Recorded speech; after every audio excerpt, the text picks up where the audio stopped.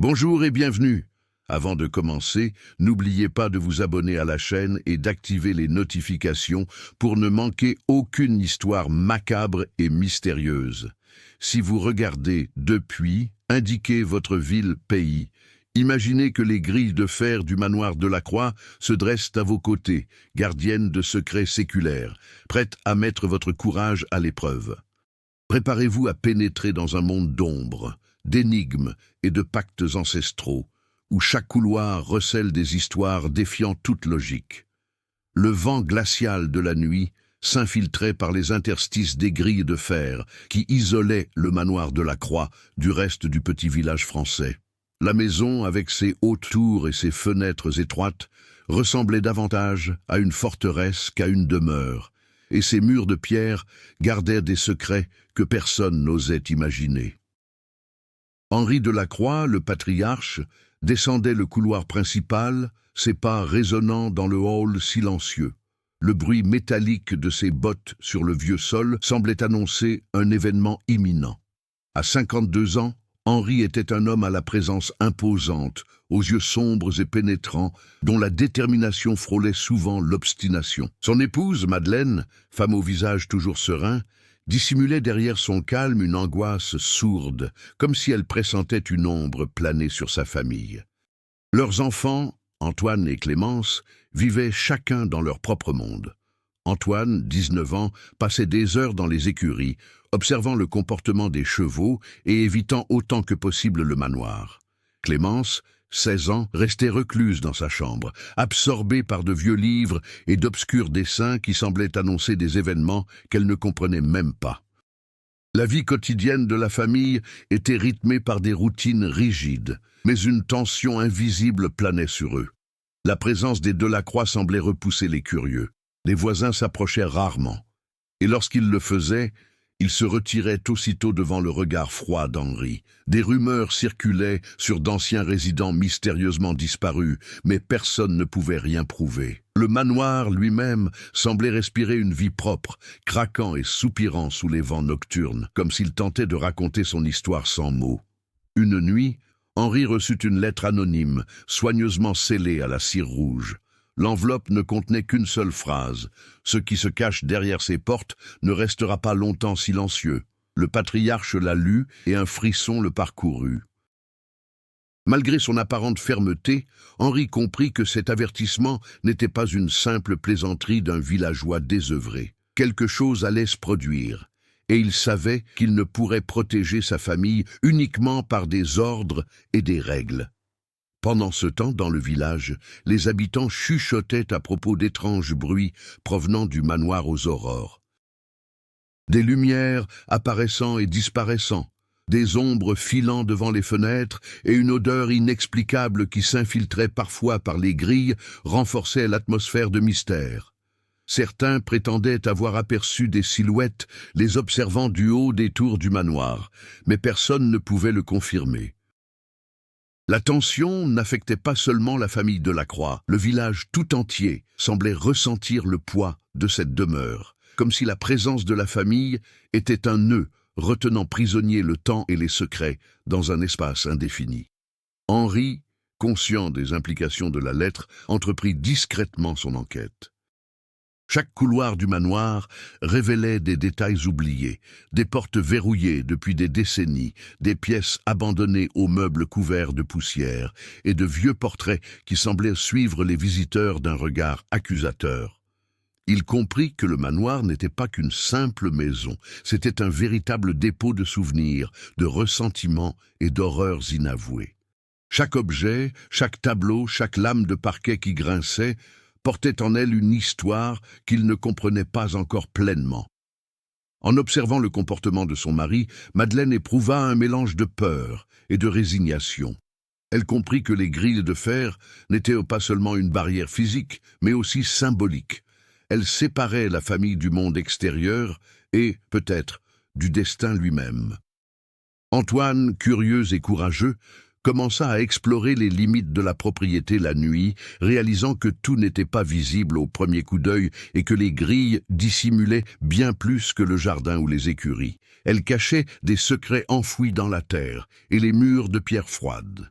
Clémence, quant à elle, découvrit dans l'ombre de sa chambre quelque chose qui la fascinait et l'effrayait à la fois, comme si le manoir lui murmurait à l'oreille, l'invitant à percer le mystère que nul autre n'osait toucher. Le premier indice, qui laissa penser que l'avertissement de la lettre n'était pas un piège, apparut lorsqu'Henri découvrit un vieux journal intime, dissimulé derrière un panneau mal fixé dans le bureau.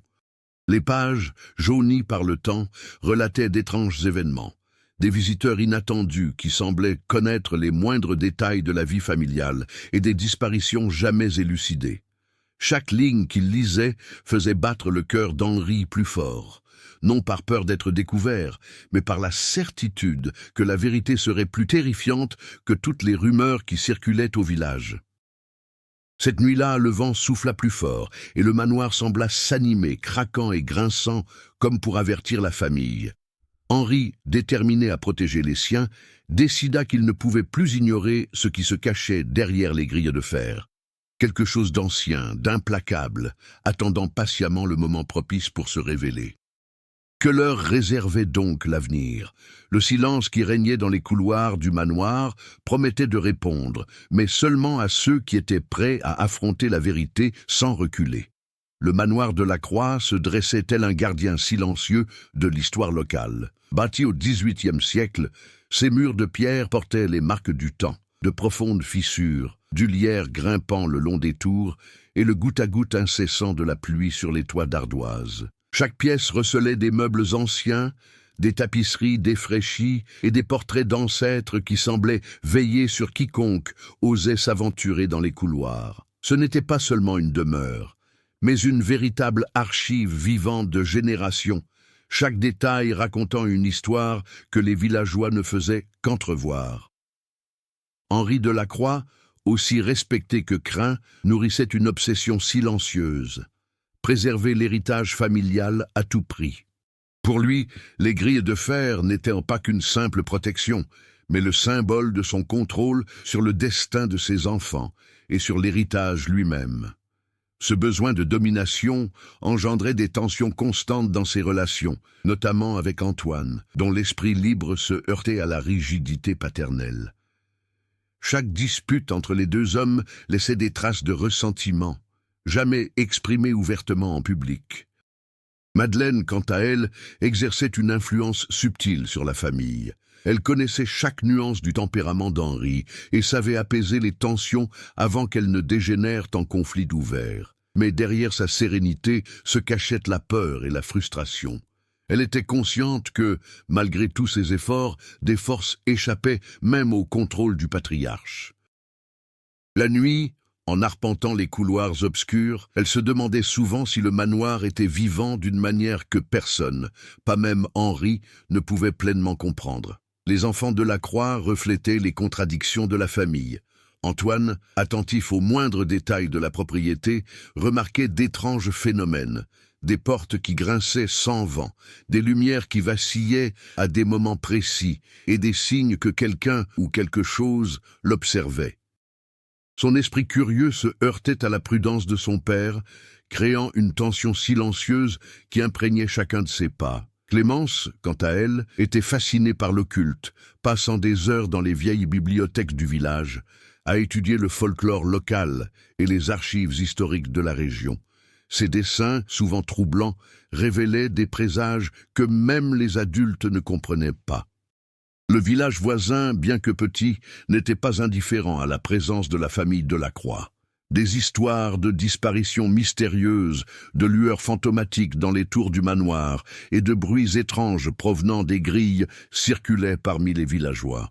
Certains habitants plus âgés se souvenaient de visiteurs arrivant à la propriété et disparaissant sans laisser de traces, ou d'animaux se comportant bizarrement près de la maison. Ces détails, bien que subtils, créaient une atmosphère qui renforçait le sentiment d'isolement et de danger qui planait sur le manoir.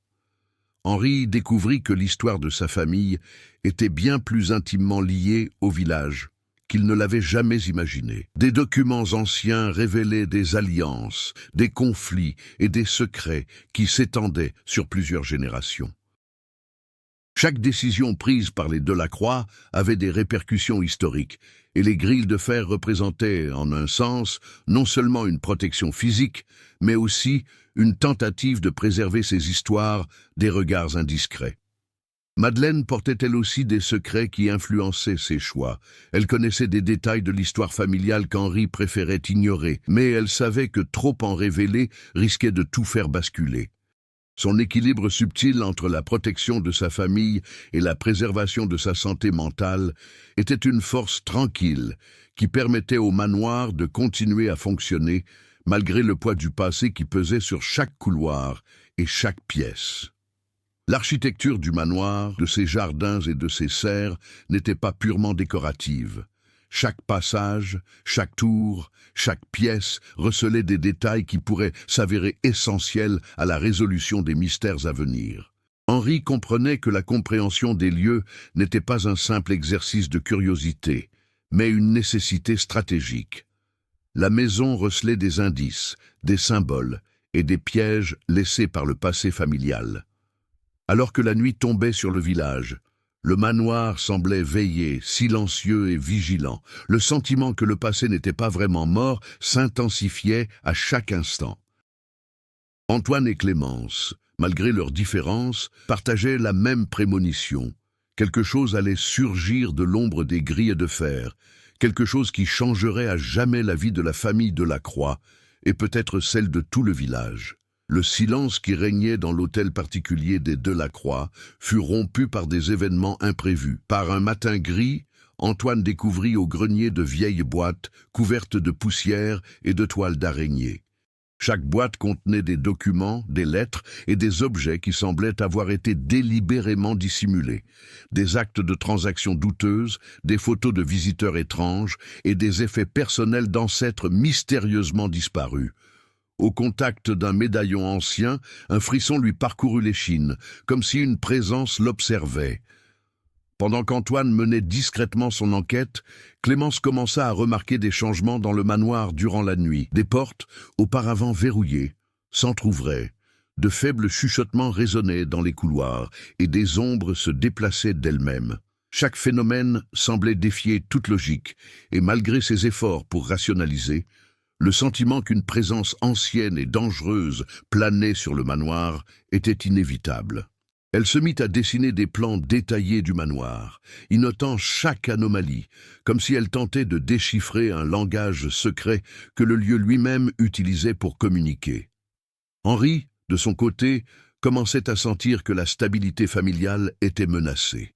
La lettre anonyme n'avait été que le début, de petites failles de sécurité, des objets déplacés et des signes subtils que le manoir recelait des secrets encore plus profonds l'inquiétaient.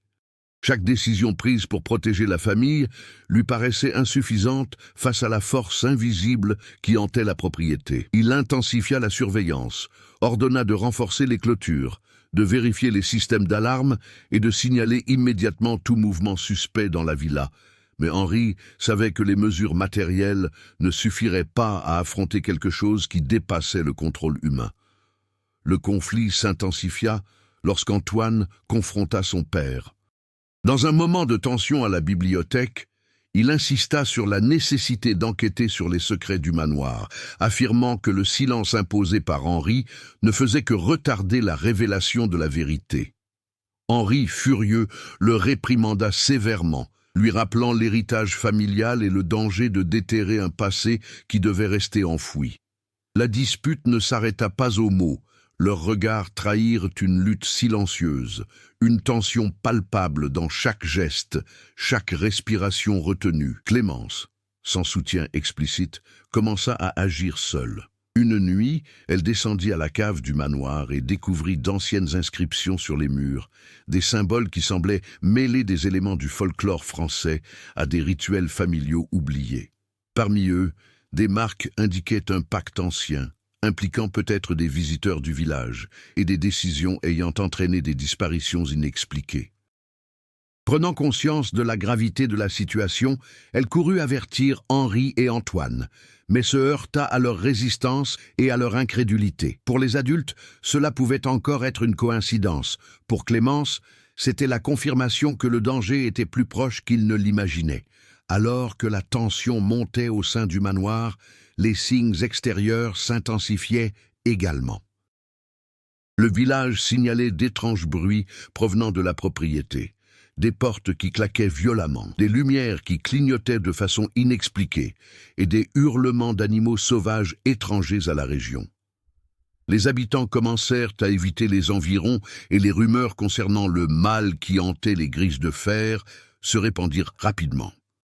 Pour la famille de la Croix, chaque témoignage extérieur renforçait le sentiment que l'isolement n'était pas une protection, mais un emprisonnement, une barrière entre eux et une force qui attendait patiemment d'être libérée. Henri commença à comprendre que la force qui entourait le manoir n'était pas seulement symbolique, elle était stratégique. À chaque tentative pour contenir les événements, de nouvelles zones d'ombre se révélaient, mettant à l'épreuve sa compréhension et son autorité. Il comprit qu'il ne pouvait plus protéger sa famille par la seule discipline ou la peur. Il devait affronter ce que l'histoire familiale avait laissé enfoui. Entre-temps, Antoine découvrit des indices suggérant que les ancêtres des Delacroix avaient été confrontés à des événements similaires, tentant de dissimuler ou de manipuler des forces qu'ils ne comprenaient pas pleinement. Chaque document historique, chaque lettre, chaque objet ancien semblait être une pièce d'un puzzle plus vaste, qui exigeait désormais l'attention de la génération actuelle. Le manoir, silencieux et oppressant, semblait presque un personnage vivant, manipulant les lieux pour éprouver le courage et l'intelligence de chaque Delacroix. Le conflit atteignit son paroxysme lorsqu'une nuit particulièrement sombre, un grand fracas retentit à l'étage. Henri, Antoine et Clémence se précipitèrent dans le hall principal et découvrirent un mur partiellement effondré, révélant un tunnel secret dont personne ne soupçonnait l'existence. Cette ouverture semblait les inviter à exhumer des secrets enfouis depuis des siècles. À cet instant, la tension ne résidait plus seulement dans la question du contrôle du manoir, mais aussi dans celle d'affronter un secret que l'histoire elle-même avait dissimulé. Un danger qui exigerait unité, courage et la volonté de faire face à ce qui n'aurait jamais dû être révélé. Le tunnel nouvellement découvert devint l'épicentre d'une série d'événements qui révélèrent les secrets du manoir de la Croix. Poussé par la curiosité, Antoine entreprit d'explorer chaque couloir secret, remarquant des inscriptions énigmatiques sur les murs et des vestiges d'objets anciens, tels que des bijoux, des livres brûlés et des fioles contenant des liquides inconnus. Le sentiment d'être observé s'intensifiait à chaque pas, et il commença à soupçonner que les ancêtres de la famille avaient instauré des rituels pour protéger des secrets qu'il ne fallait surtout pas dévoiler. Pendant qu'Antoine explorait les couloirs souterrains, Clémence examinait de vieux documents dissimulés dans la bibliothèque. Parmi des lettres, des registres financiers et des journaux intimes, elle découvrit des références à un mystérieux visiteur qui fréquentait le manoir depuis des décennies, laissant derrière lui des indices sur un pacte ancestral. Ce visiteur semblait posséder une connaissance approfondie de la famille Delacroix, comme s'il avait pressenti la curiosité de la génération actuelle. Clémence comprit que ce n'était pas un hasard. Le manoir et ses secrets façonnaient le destin de la famille, tel un jeu silencieux et implacable. Madeleine, s'efforçant de préserver une apparence de normalité, se retrouva prise dans un tourbillon d'émotions. Elle découvrit qu'Henri lui cachait non seulement sa connaissance des secrets de famille, mais aussi des décisions qui affectaient directement ses enfants. La tension entre protéger les siens et révéler la vérité devint insoutenable. Madeleine devait trouver un équilibre entre son rôle de médiatrice et la nécessité de ne pas sombrer dans la folie face aux preuves de plus en plus nombreuses qu'une menace se cachait derrière les grilles. Chaque conversation avec Henri était un combat silencieux, des mots pesés, des regards intenses et la sensation constante que le moindre faux pas pouvait mettre tout le monde en danger. La pression du temps commença à se faire sentir lorsqu'un hiver rigoureux s'abattit sur la région. Les tempêtes de neige isolèrent davantage le manoir du village et chaque éclair semblait illuminer des ombres dansant sur les fenêtres. D'étranges bruits s'intensifièrent, des portes claquaient toutes seules, des bruits de pas résonnaient dans les couloirs déserts et des objets se déplaçaient inexplicablement. Pour Antoine et Clémence, le temps était leur ennemi. Chaque nuit apportait son lot de découvertes, mais augmentait aussi le risque que des forces inconnues réagissent à l'intrusion dans leur domaine secret. Un conflit secondaire surgit lorsqu'Antoine découvrit des symboles gravés qui correspondaient étrangement à ses dessins de Clémence. Il comprit que tous deux suivaient des pistes parallèles, mais la communication entre eux était difficile, chacun craignant que l'autre n'interprète mal les découvertes ou ne se mette en danger. Cette tension latente entre les deux frères et sœurs complexifia le récit, créant des moments où méfiance et urgence se mêlaient, reflétant la pression croissante qui pesait sur la famille.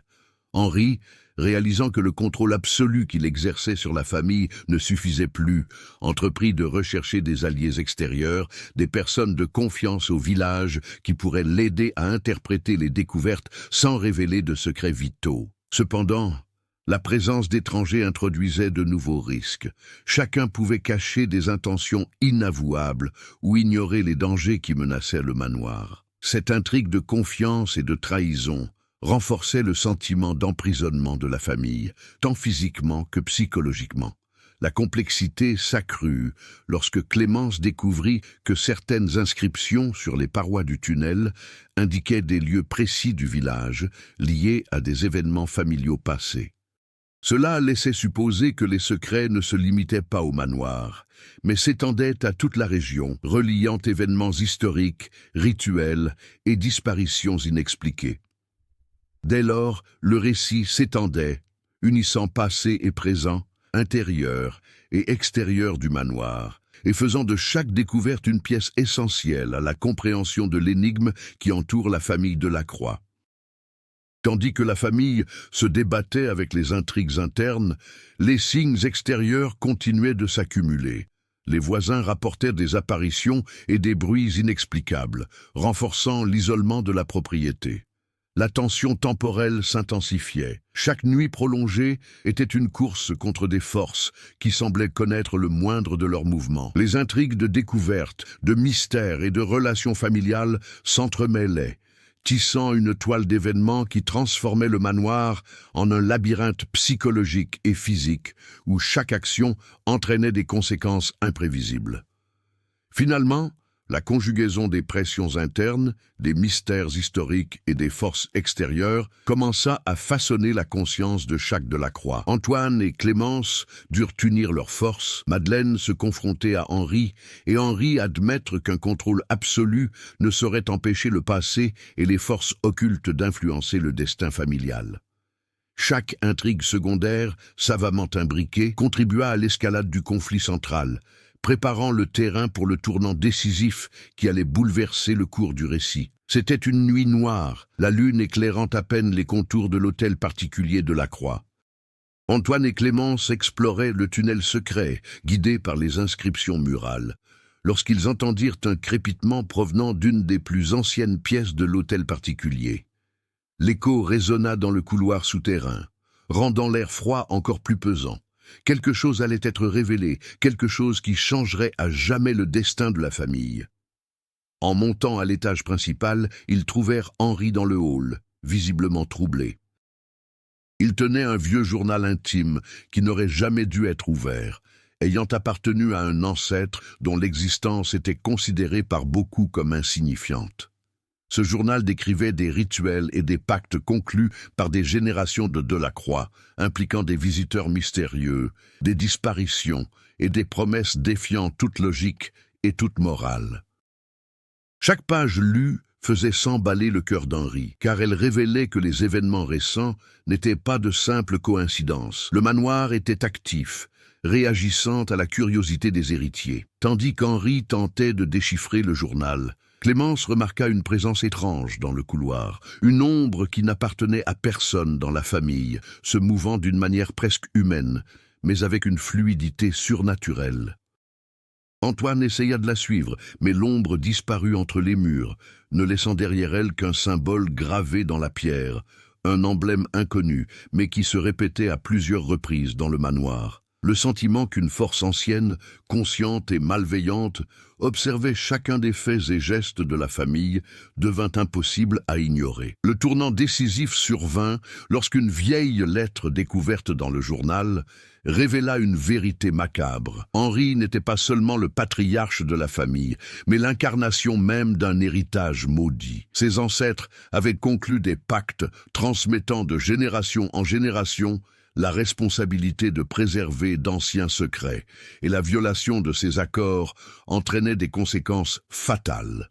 Les lettres indiquaient que l'étrange présence dans le manoir n'était pas nécessairement celle d'un ennemi, mais celle d'un gardien de l'équilibre, protégeant le secret de famille de toute tentative de divulgation. Prenant conscience de la gravité de la situation, Madeleine paniqua. Pendant des années, elle avait cru que le manoir n'était qu'un héritage historique, mais la réalité se révélait bien plus sinistre. Henri, quant à lui, fut confronté à une révélation bouleversante. Toute sa vie, son emprise rigide sur la famille et ses décisions autoritaires avaient été guidées par un destin auquel il ne pouvait échapper. Cette révélation le força à reconsidérer non seulement son autorité, mais aussi l'avenir d'Antoine et de Clémence, et le prix qu'ils paieraient pour leurs actes. Tandis que la famille encaissait le choc de la découverte, un orage grondait à l'extérieur, renforçant le sentiment d'isolement et de danger imminent. Des éclairs illuminaient le manoir, révélant des silhouettes aux fenêtres et dans les couloirs, certaines familières, d'autres manifestement inconnues. Le manoir semblait réagir à la perception de la famille, comme s'il était vivant, les mettant à l'épreuve pour savoir s'ils étaient prêts à affronter la vérité. Le point culminant de cette révélation fut atteint lorsque Clémence découvrit un passage secret au sous-sol menant à une chambre cachée.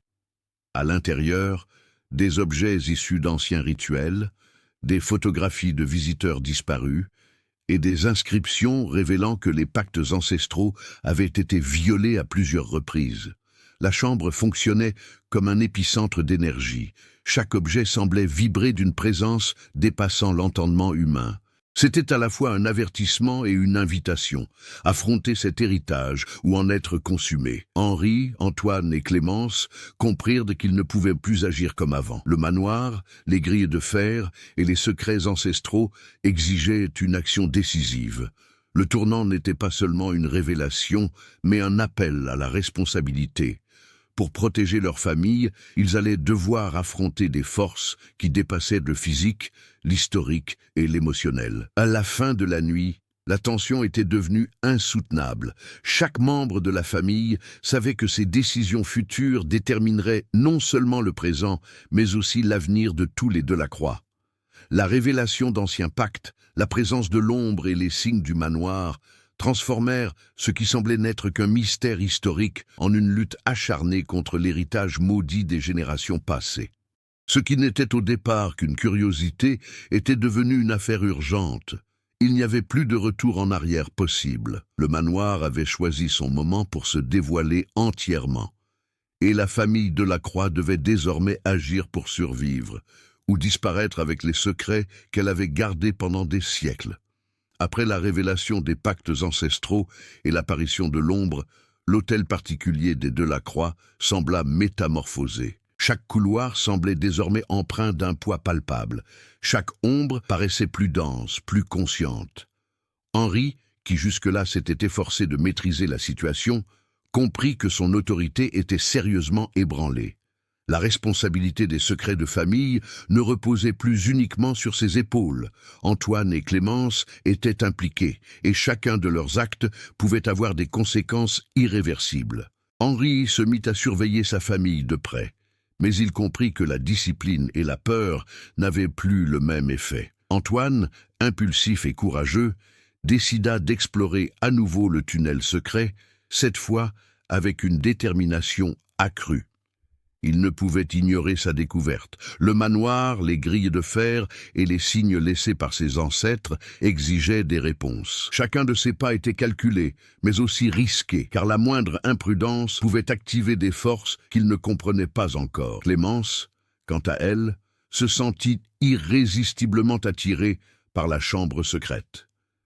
Les inscriptions sur les murs et les objets anciens lui révélèrent l'étendue de l'héritage familial, pactes, disparitions et forces qui avaient manipulé le destin du manoir pendant des siècles. L'intensité émotionnelle de cette découverte transforma sa perception de ses parents et de ses ancêtres. Elle comprit que le manoir n'était pas qu'une simple demeure, mais un labyrinthe de mystères qui mettait à l'épreuve le courage et la moralité de quiconque osait s'y aventurer. Madeleine, percevant l'état émotionnel de ses enfants et de son mari, endossa un rôle inattendu, celui de médiatrice et de réconfort, mais aussi celui de stratège. Elle commença à organiser les informations, reliant d'anciens documents aux étranges signes perçus dans le manoir. La pression était double. Elle devait protéger ses enfants et, en même temps, tenter de maintenir Henri concentré sur des décisions rationnelles. Chaque conversation avec lui était désormais chargée de tension, car ils savaient tous deux qu'une mauvaise décision pouvait aggraver la situation. L'effet de bascule se manifesta également dans le village. La nouvelle des activités inhabituelles au manoir commença à se répandre, attisant la curiosité et la peur parmi les habitants.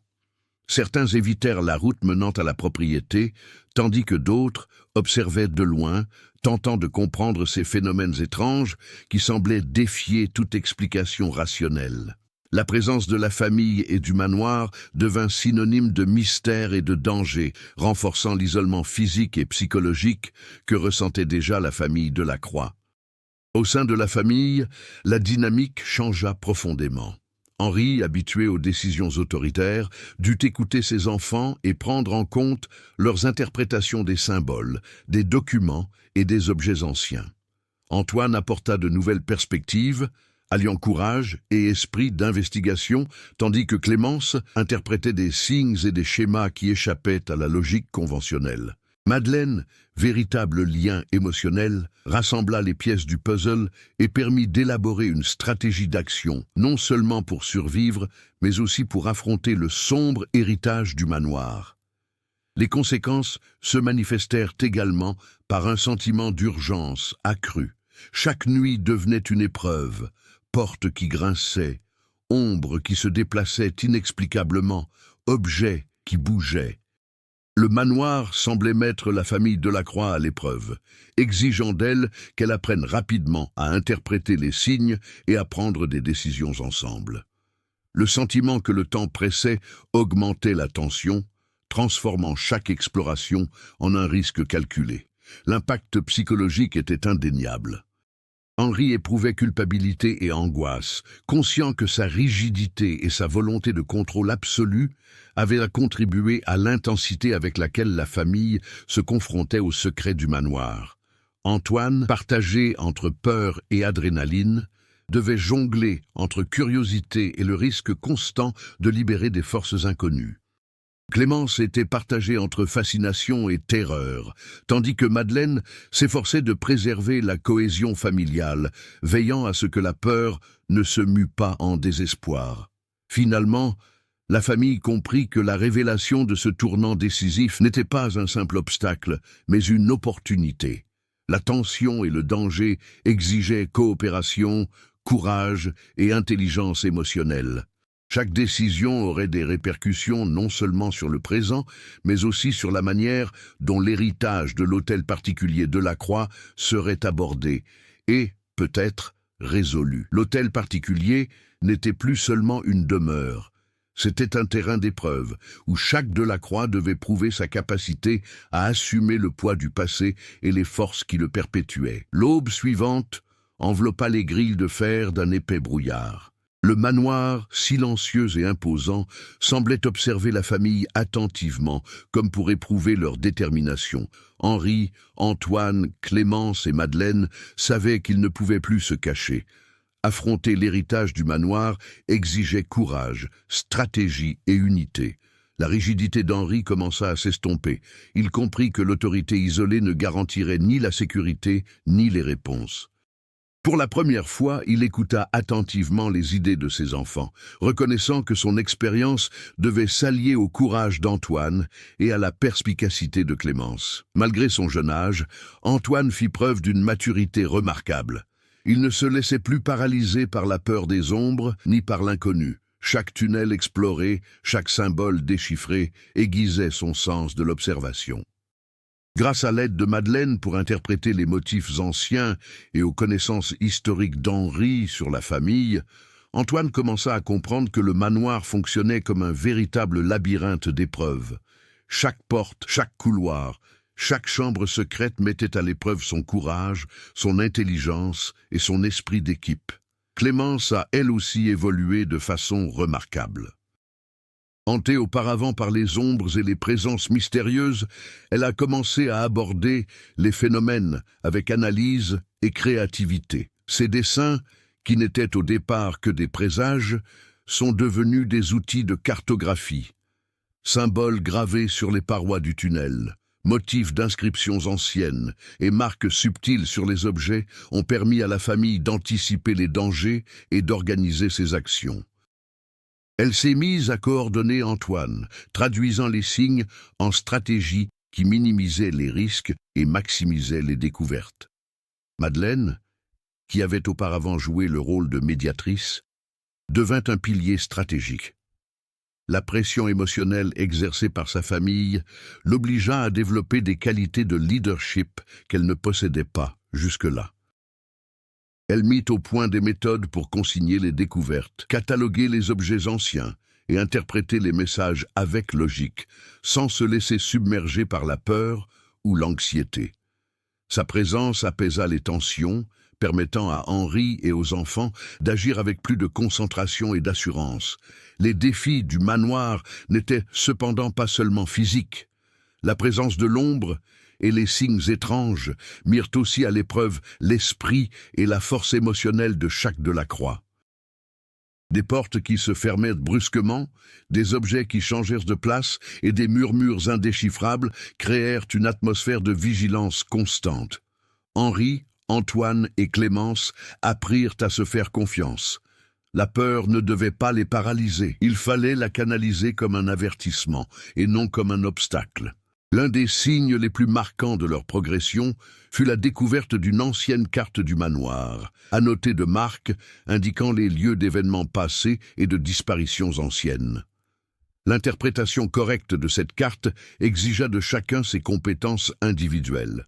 Henri interpréta l'histoire et les archives familiales, Antoine établit des liens entre les configurations spatiales, Clémence déchiffra les symboles et Madeleine coordonna la mise en pratique des découvertes. Pour la première fois, le travail d'équipe transforma la peur en action concrète et chaque progrès engendra confiance et un sentiment de maîtrise face à l'inconnu. Le dépassement de ces difficultés s'est également manifesté dans les relations familiales. Les conflits passés, comme la rigidité d'Henri face à la liberté d'Antoine, ont fait place au respect et à la coopération. Clémence et Antoine ont appris à trouver l'équilibre entre audace et prudence, conscients que chaque erreur pouvait avoir de graves conséquences. Madeleine est devenue le lien affectif qui a soudé le groupe, veillant à ce que la peur ne se mue pas en panique ou en méfiance. Le manoir, qui paraissait autrefois oppressant et hostile, est devenu un défi partagé. Au cours d'une exploration particulièrement périlleuse, Henri dut traverser un couloir partiellement effondré pour atteindre une porte secrète. Antoine et Clémence, travaillant de concert, maintinrent la stabilité des lieux, tandis que Madeleine guidait chacun de leurs pas. Ce moment marqua non seulement le franchissement d'un obstacle physique, mais aussi la consolidation de la cohésion familiale. Ils comprenaient désormais que leur survie reposait sur l'unité, la planification et le courage partagé. La croissance individuelle s'est également traduite par des transformations intérieures. Henri a appris à céder lorsque nécessaire et à valoriser le point de vue de ses enfants.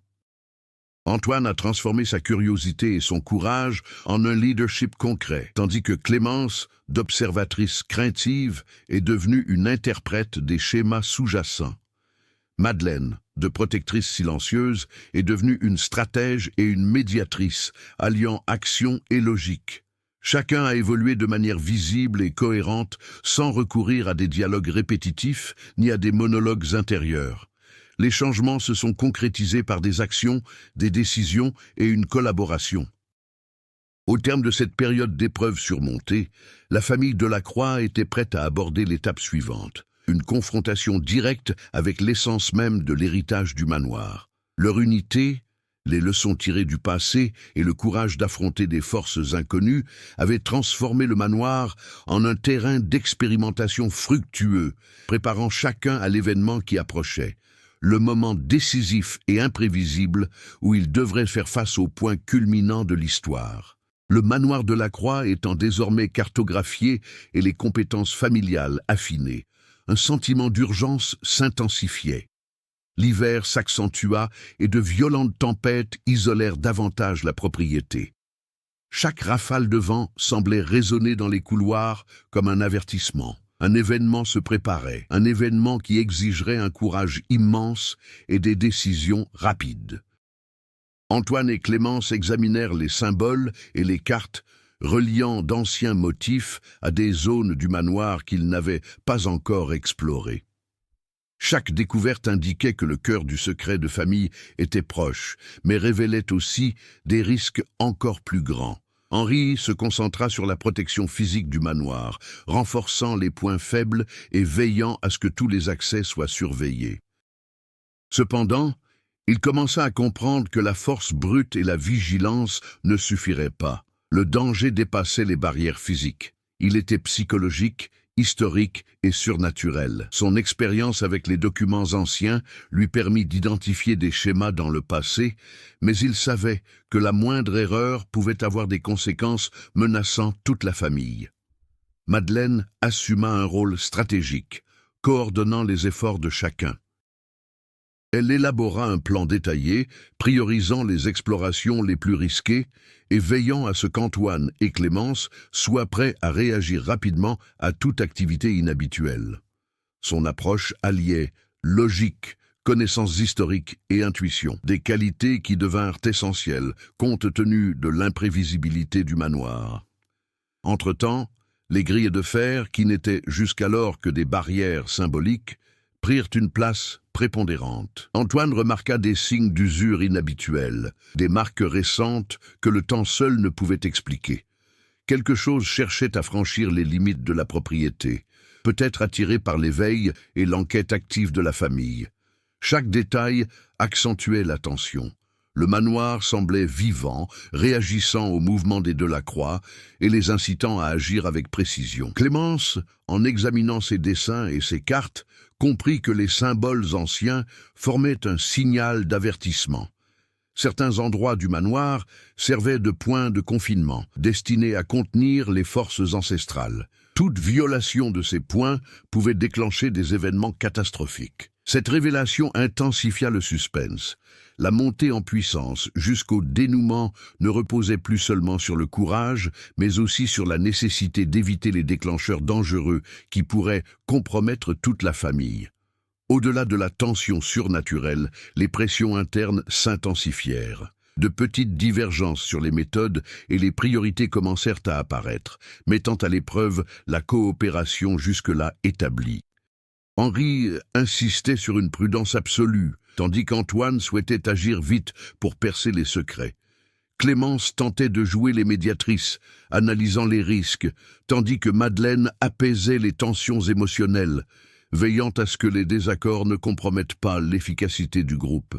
Chaque difficulté accrue complexifiait les décisions, simulant un exercice préparatoire à la confrontation imminente. En réaction, le manoir commença à manifester des signes avant-coureurs. Des portes claquaient toutes seules, des sons résonnaient dans les pièces vides et de vieilles chaînes grinçaient avec une intensité inhabituelle. La présence de l'ombre semblait plus fréquente et plus affirmée, comme si elle évaluait chacun des mouvements de la famille. L'atmosphère devint presque palpable, chargée d'attente et de crainte. Antoine et Clémence commencèrent à déceler des schémas dans le comportement de l'ombre, réalisant qu'elle réagissait non seulement à leurs actions, mais aussi à leurs émotions et à leurs hésitations. Les préparatifs impliquaient également le déchiffrement des objets découverts dans la chambre secrète. Chaque objet avait une fonction, des pierres gravées de symboles, des fioles de liquides anciens et des photographies de visiteurs disparus. Comprendre leur signification exigeait une collaboration totale. La tension montait à mesure que chaque erreur de jugement pouvait réveiller des forces latentes, faisant de la préparation du dénouement un mélange de stratégie, de courage et d'intuition. Finalement, la famille Delacroix se positionna stratégiquement. Chaque membre avait un rôle précis, chaque risque calculé et chaque éventualité prévue. Le manoir, silencieux et imposant, semblait pressentir ce qui allait se produire. La tension était à son comble. Les Delacroix étaient prêts à affronter le cœur du mystère, conscients que le dénouement déterminerait non seulement le destin de la famille, mais aussi la véritable nature de la présence qui hantait le manoir depuis des siècles. La nuit tomba sur l'hôtel particulier des Delacroix comme un lourd manteau, obscurcissant chaque couloir et chaque tour d'ombre qui semblait se mouvoir d'elle-même. Un silence pesant, chargé de tension régnait, seulement troublé par le sifflement du vent à travers les grilles de fer.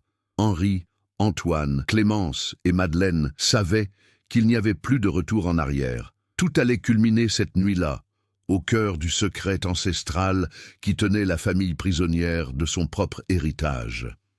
Guidée par les cartes et les symboles déchiffrés au fil des semaines, la famille avançait dans le couloir principal qui grinçait désormais à chaque pas.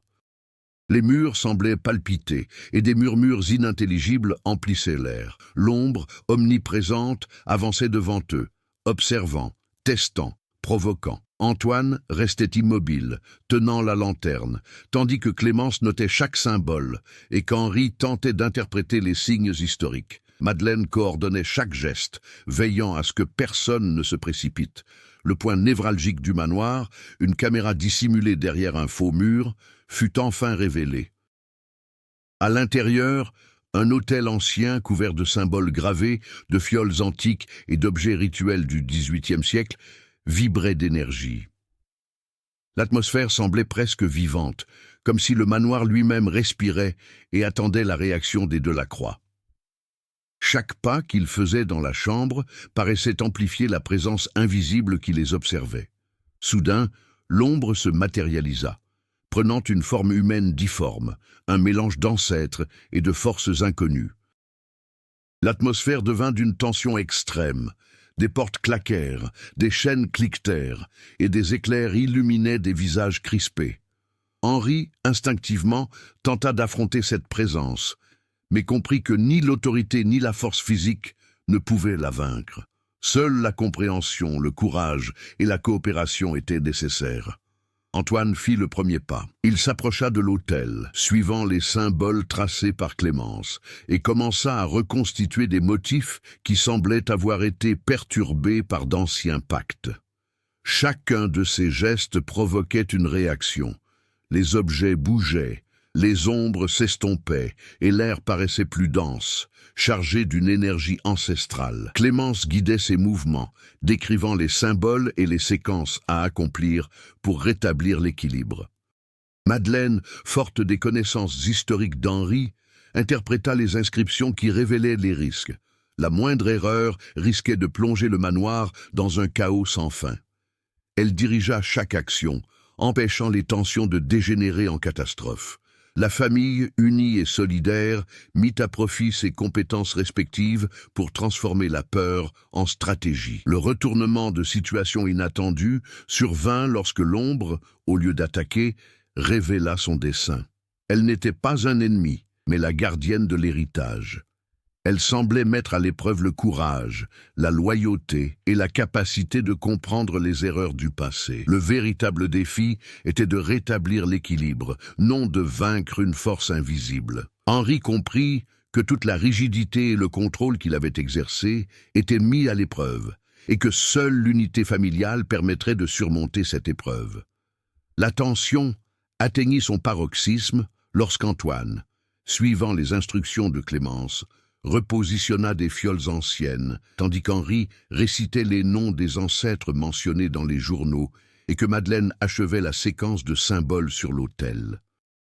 Chaque geste laissait transparaître une lueur éthérée, comme si le manoir lui-même répondait à l'harmonie des forces. L'ombre commença à se dissiper, se muant en une douce lumière qui illumina la pièce, signe que l'héritage était enfin compris et équilibré. À cet instant, la transformation d'Henri devint manifeste. Le patriarche, jadis rigide et autoritaire, laissa place à la collaboration et à la confiance envers ses enfants. Antoine fit preuve de maturité et de leadership, Clémence de précision et de perspicacité, et Madeleine d'unité et de stratégie. Le point culminant ne résidait pas seulement dans la résolution des conflits extérieurs, mais aussi dans la transformation intérieure de chaque membre de la famille, qui comprit enfin que la force de l'héritage résidait dans la coopération et le courage d'affronter le passé. Lorsque la lumière éthérée se stabilisa, le manoir retomba dans le silence. Les grilles de fer, jadis menaçantes, semblaient désormais simples témoins de l'équilibre retrouvé. Les ombres qui avaient effrayé s'évanouirent, et chaque couloir sembla pousser un soupir de soulagement. Le cœur du manoir de la Croix avait été conquis, non par la force, mais par la compréhension, le courage et une action concertée. Le dénouement laissa place à un sentiment de renouveau. La famille non seulement survécut, mais évolua. Le mystère du manoir fut partiellement résolu, ouvrant la voie à la réflexion, mais l'héritage ancestral était enfin maîtrisé. Jacques de la Croix comprit que le véritable défi consistait à porter le poids de l'histoire, à trouver l'équilibre entre passé et présent, peur et courage, tradition et liberté. L'aube qui suivit la nuit fatidique apporta un calme inhabituel à l'hôtel particulier des Delacroix. Le vent murmurait encore entre les grilles de fer, mais il semblait désormais empreint de respect, comme si l'hôtel particulier lui-même reconnaissait le courage et l'unité de la famille. Henri, Antoine, Clémence et Madeleine parcoururent les couloirs, observant les traces de la nuit précédente. Des inscriptions qui brillaient doucement, des objets à leur place et l'absence de toute présence menaçante. L'équilibre était enfin rétabli. Henri, qui avait passé sa vie à contrôler et à craindre l'inconnu, connut une profonde transformation. Cette expérience lui fit prendre conscience de l'importance de la confiance et de la collaboration. Il comprit que le pouvoir de protéger la famille ne résidait pas dans l'autorité, mais dans l'unité et la compréhension des enjeux liés à l'héritage de la Croix. Sa rigidité laissa place à un leadership plus sage et plus empathique, capable de valoriser le potentiel et le courage de ses enfants. Antoine et Clémence, désormais plus mûrs, sentaient que leurs compétences et leur courage étaient non seulement utiles à leur survie, mais aussi essentiels à la préservation de la mémoire et de l'histoire de leur famille. Antoine, par son audace calculée, était devenu un modèle d'initiative et de courage. Clémence, par sa perception et son analyse, avait transformé la peur en compréhension, démontrant ainsi que l'intelligence et la sensibilité étaient de puissantes armes contre les mystères du manoir. En observant sa famille unie, Madeleine comprit que son rôle dépassait celui de simple protection. Elle était devenue la stratège émotionnelle qui prenait les décisions judicieuses et maintenait la cohésion familiale dans les moments les plus difficiles. Sa force tranquille avait été essentielle pour surmonter chaque obstacle, démontrant que le courage ne se manifeste pas toujours par des actions directes, mais aussi par la capacité à préserver l'unité et la détermination du groupe. L'héritage du manoir, jadis source de crainte et de mystère, devint une responsabilité partagée. Chaque membre de la famille comprenait que préserver l'équilibre exigeait le respect des traditions, le courage d'affronter l'inconnu et une coopération constante. Les grilles de fer, symboles d'isolement et de protection, représentaient désormais aussi les limites du savoir et de la compréhension atteints par la famille. De l'extérieur, le village commença à percevoir de subtils changements. Le mystère s'estompa et le manoir cessa d'être considéré comme un lieu menaçant. Quelques voisins s'en approchèrent avec prudence, intrigués par les événements qui s'étaient déroulés sur les lieux, mais ne trouvèrent qu'une famille unie, respectueuse de son héritage et qui en tirait des leçons. L'histoire du manoir de la Croix, empreinte d'ombres et de secrets, était désormais abordée avec plus de sérénité, débarrassée de la terreur qui l'entourait auparavant. Concrètement, la famille a réorganisé les anciens documents, catalogué les objets et les symboles, et décidé de préserver les passages secrets comme faisant partie intégrante de son patrimoine historique, mais avec prudence et responsabilité. Les leçons tirées de cette expérience ont ancré un principe: le pouvoir du savoir et du courage, allié à l'unité familiale, surpasse toute force occulte ou tout héritage ancestral. L'imposante et silencieuse demeure de la Croix recelait encore d'histoires et de secrets, mais la famille était désormais prête à les affronter, préservant ainsi l'équilibre entre passé et présent. Le cycle de la peur et de l'incertitude était rompu, laissant place à un sentiment de maîtrise, de compréhension et d'espoir pour les générations futures. Des mois plus tard, l'hôtel particulier de la Croix demeurait imposant, mais différent. Silencieux, sûr et chargé d'histoires enfin comprises. Henri, Antoine, Clémence et Madeleine continuaient d'explorer ses couloirs et ses secrets ancestraux avec respect, conscients désormais que passé et présent devaient cheminer de concert. Bien que l'ombre des forces ancestrales se soit dissipée, certaines inscriptions et certains symboles luisaient encore doucement la nuit, rappelant que les mystères ne disparaissent jamais vraiment. La famille apprit à vivre avec cet équilibre. Courage, unité et sagesse, protégeant l'héritage mais toujours vigilante.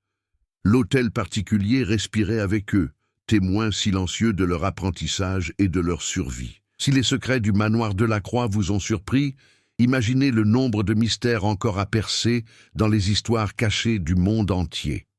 Profitez de cette vidéo, partagez-la avec vos amis amateurs de suspense et laissez un commentaire. Que feriez-vous si vous vous trouviez dans les couloirs sombres et silencieux du manoir? Votre avis pourrait révéler des perspectives et des interprétations inédites. Abonnez-vous à la chaîne pour ne manquer aucune de nos prochaines histoires macabres et mystérieuses. Chaque maison, chaque héritage, chaque ombre a quelque chose à nous apprendre.